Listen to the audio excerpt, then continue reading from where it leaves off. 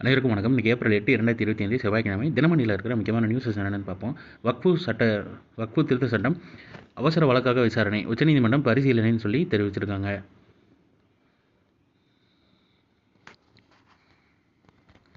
அடுத்ததாக நீங்கள் நான் திருக்குறள் என்னன்றதை பார்த்துருவோம்.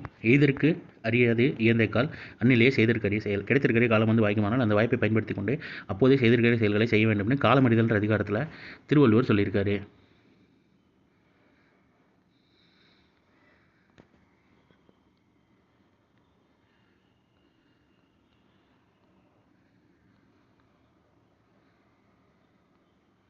அடுத்ததாக திருத்திய சட்டத்தின் கீழ் வக்ஃபு வாரியம் அமைக்கும் முதல் மாநிலமாகிறது கேரளம்னு சொல்லி தெரிவிச்சிருக்காங்க.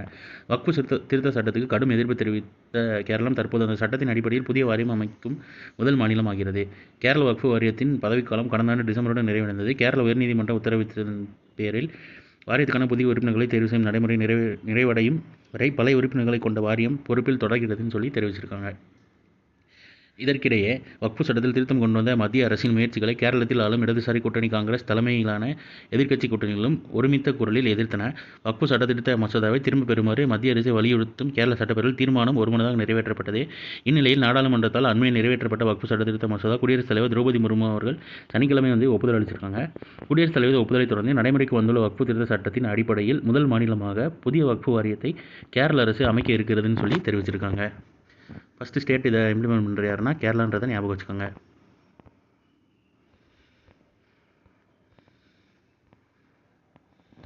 தேயிலை ஏற்றுமதி 3வது இடத்துக்கு முன்னேறிய இந்தியான்னு தெரிவிச்சிருக்காங்க. உலக தேயிலை ஏற்றுமதியில் 4வது இடத்திலிருந்து இந்தியா கடந்த 2024ஆம் காலண்டர் ஆண்டில் 3வது இடத்துக்கு முன்னேறியுள்ளதுன்னு தெரிவிச்சிருக்காங்க. 2024ஆம் ஆண்டு படி 3வது இடத்துக்கு முன்னேறியிருக்காங்க. ஸோ இன்றைக்கான இம்பார்ட்டன்ட் நியூஸஸ் அவ்வளோதான். இதோட ஷார்ட் வெர்ஷனாக உண்மையின் கரண்ட் அஃபேர் நம்ம சேனல் இருக்குது. வேணும் அதை ரிப்ளேஸ் பண்ணிக்கோங்க. மேலும் இன்னொரு நியூஸ் வீடியோவில் சந்திப்போம். தேங்க்யூ.